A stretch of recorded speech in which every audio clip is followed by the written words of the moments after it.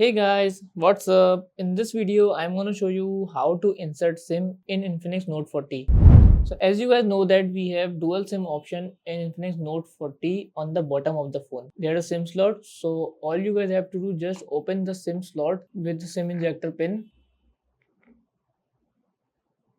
like this. After that, open the SIM tray and then we have dual SIM option SIM 1 and SIM 2. So just insert any SIM.